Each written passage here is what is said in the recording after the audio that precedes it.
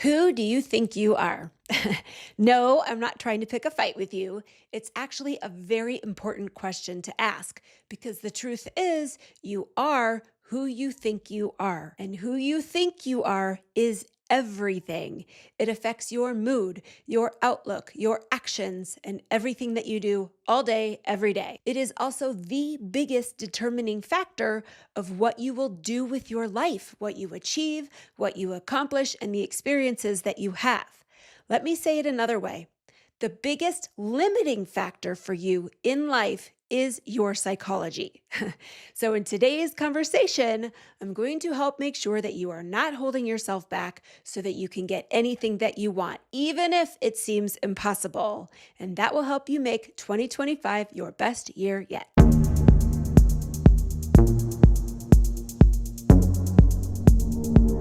Hi friends, welcome back. If you're new here, I'm Hilary Silver.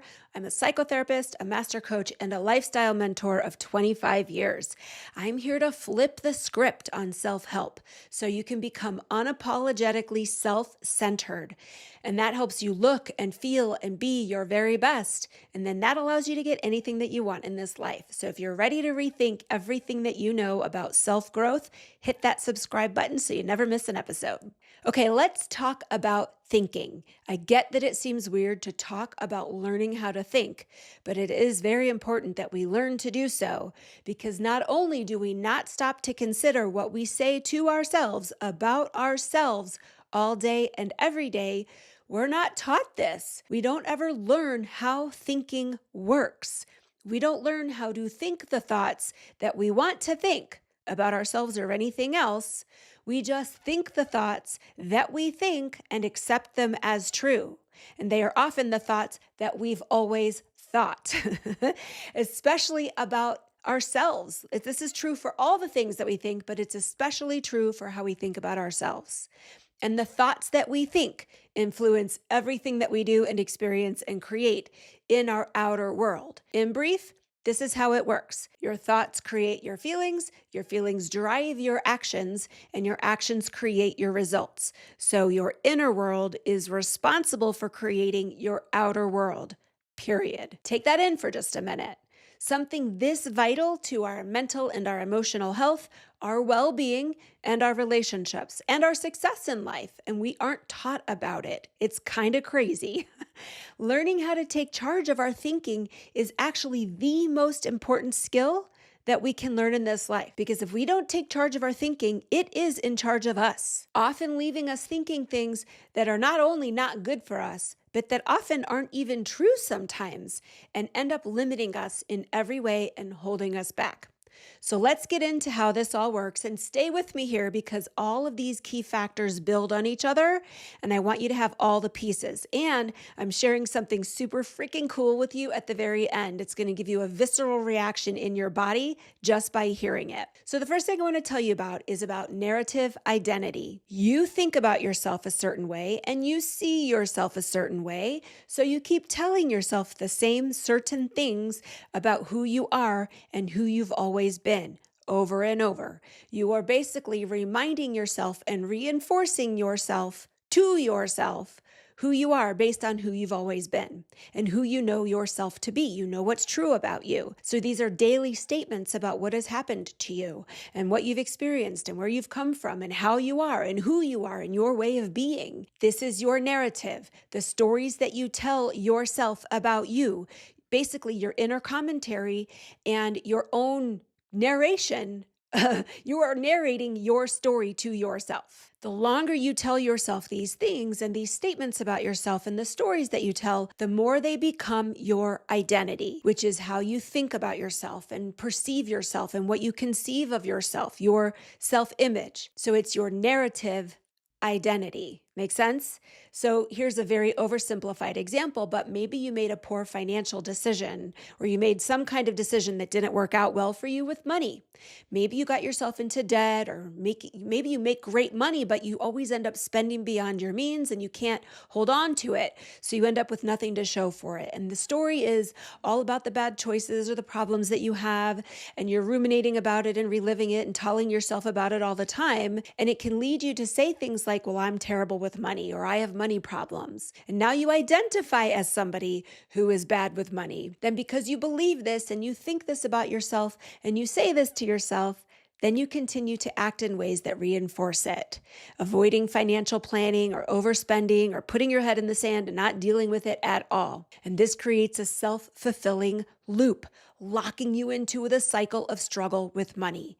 And it's quite possible that this goes back as far as what was modeled for you when you were growing up. Maybe you learned these ways of being and thinking and talking to yourself from childhood. Okay. Same could be true for weight loss. People who have a lifetime struggle with weight identify as a person who has weight trouble. Okay, their whole lives. That is how deeply defining these stories can be. They are embedded into your subconscious, which is one of the reasons it's very hard to recognize this is even happening and then how to change it, of course. So now we're going to talk about the predictability loop. What we've been thinking and telling ourselves and then doing all these years, we've been doing for so very long that it's become predictable. We become predictable to ourselves and we become predictable to all the people in our lives. And predictability has a certain comfort to it, right? We all need some sense of control and reliability and certainty. In this realm of predictability, we have safety because everything makes sense. It's like math. 2 + 2 = 4. It's black and white, nothing fuzzy or confusing here. You can't refute it. It's simplicity and it's easy. There's also no risk in predictable, which is partly the reason why this persists. We wake up every day knowing who we are, what we're going to think about, how we're going to feel, and what we're going to do. All of that is consistent with who we think we are. And people who have a greater need for certainty and predictability like it here, and they can get stuck here in this place, never really changing, never really growing, and always being the same they've always been. And predictability is the enemy of growth and progress because predictability isn't expansive or innovative or evolving. There's no risk involved in predictability. And ultimately, anything that isn't growing is slowly dying. Humans need variety and growth to thrive. Without it, we fail to thrive. Next, what no one ever tells us is that our thoughts are a choice. We have not learned that our thoughts are not who we are, that they are something we can actually choose. They are optional, and we have the ability to decide what we want to think and how we want to think. And that changing our thoughts and the stories that we tell ourselves, and then therefore our identity, is actually how to create real lasting change. Changing the inner world is how we then change the outer world. So if the narrative is, I'm great with money, money comes easily to me, I'm great at making money and growing money, I'm smart with my money, then the feelings change. It's like the shame dissolves and it's replaced with optimism and hope and freedom and opportunity. And then the actions change in a more effortless way, like it's easier to make sound financial decisions because you trust yourself. And then your outer world begins to change. In order to consciously choose our thoughts, we first have to learn how to tune in and hear our thoughts and notice them. This is what I call becoming a master observer of self. Okay, there is so much power and peace in being able to be with yourself, to witness, observe, and watch yourself being you, as if you're watching yourself through the window. I've been doing this with myself my whole life, from the time that I was 19, really, even though I didn't realize I was doing it. But this is being conscious of your own consciousness, being aware of your thoughts and your feelings and your inclinations. This is called meta consciousness, being conscious of what you are conscious of. And metacognition is thinking about the thoughts that you are thinking. How cool is that? So taking the time to notice how you have created your outer world experiences, because what you are aware of that is going on in your inner world is powerful. It is some seriously high-level self-awareness. And we all have the ability to learn to do this. It starts by noticing and paying attention to what you are saying to yourself, to really start tuning in instead of turning away. Now, here is where we begin reaching our infinite potential, because this is where we're talking about expanding our identity. This is when we begin the process to redefine our identity, deciding on purpose who you want to be, how you want to be, the kind of person you want to be, and deciding on purpose what you want to think and what you want to believe and how you want to feel, and then being more intentional about your choices and the deliberate actions that you're taking in the world to define for yourself your identity, who you want to be by choice rather than by default. And this is when it gets really exciting because you can break free from all the predictability and venture out into the world of not just what is possible, but even beyond that to the vast infinite potential, dreaming and doing bigger than you ever imagined. And it begins with expanding your identity and changing your inner world, changing the way you talk to yourself and what you think about yourself. And when we make ourselves bigger and expand what we believe is possible for us on the inside, and we're thinking bigger things about ourselves and thinking new things about ourselves and talking to ourselves differently, now we are capable of so much more than we ever thought possible. And now we're not just limited and confined to what it's always been and to what's predictable, but we begin to think different thoughts, which bring a different way of relating to ourselves and thinking about ourselves and what we're capable of. And now we are expanded. This is how we expand our identity. So deciding for ourselves who we want to be every single day. And then that's really where it all begins, to go beyond what is predictable and to achieve your greatest potential. We go first to create the outer world results that we desire, whether it's money, relationships, love, the kind of body we want, happiness, all of that, anything that even might seem impossible begins inside of ourselves. We have that much power and control to change the inner world.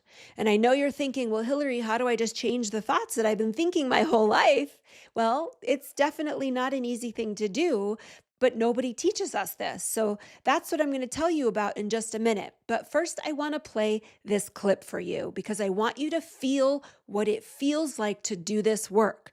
This is Amanda, a client of mine, and she did my journal the very first day and left this audio message in our group with my other clients. So we're going to listen and then we're going to come back in a second. Hey, ladies, I am bursting with such positivity right now. My whole body feels like I'm vibrating. I just did my very first journal entry, listening to how to journal, and then listen to the visualization. I chose number 3, and that one worked for me so well. I cannot get over how good I feel after just journaling in a different way once. I just feel like in a position or in a world with infinite possibilities, all the ones that I want are going to come true. And I just feel it. It feels so amazing. And I needed to share this. And I hope you all are having a wonderful day. I got a late start. I don't have my daughter this weekend. So I slept in and journaled. And God, it feels so good. And I just want to wish you all a wonderful day. And I hope you feel as good as I do. Take care. Oh my God, I can just listen to that over and over again. Her energy is infectious. I feel it in my body. I too start feeling like I'm bursting with infinite potential just listening to her. And I have heard that so many times. It never stops having that effect on me. And now I know you're thinking, well, what is that? And where can I get some of that? I want some, right? Do you remember that scene in When Harry Met Sally in the diner, the orgasm scene? The lady was like, I'll have what she's having. Okay, so this is available to you. That is what it feels like to reach out beyond the realm of predictability and tap into what is the infinite potential for you. It's not out there. It is inside of you. This is what it feels like to change the thoughts that you've been thinking about yourself your entire life and to begin to see what is actually possible for you. Even if you're doing great and you have a wonderful life, there's always that much more available to you. I've been doing this with my clients for 25 years, and in the last 7 in a very targeted way. And it's absolutely nothing short of a miracle to be able to do this.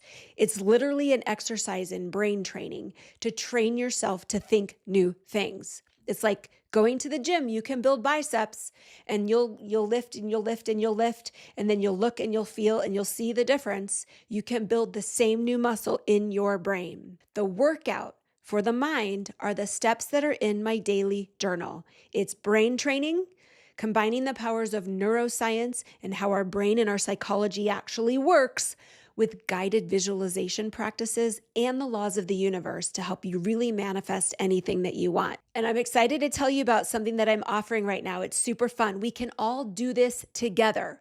Starting January 1st, I'm kicking off 2025 with a 7-day daily journal challenge. Now, the journal is a 90-day journal, but we're kicking this all off together with a 7-day challenge to help you get started. It's basically an accountability challenge. In just 7 days, you will feel the shift in how you think about yourself and what is possible for you, setting the tone for 2025. Amanda felt that in just 1 day. We're going to do it for 7 days together. So to join us, you just need to sign up for the journal at hilarysilver.com/journal. The link is in the show notes and in the description. It's also going to be in my newsletter if you're on my list. And if you already have the journal and you want to participate, just hit reply to any of our emails and we'll get you all signed up. Whether you sign up for this or not, just know that you have the power to change the way you think. Yes, that is how powerful you are, the way you talk to yourself, and that you can learn new things and you can learn to think new things about yourself. And friends, that is the only way to achieve your fullest potential. It all starts with you in this life. We have one more episode before the end of 2025. I'm super excited for that show, and I will see you then.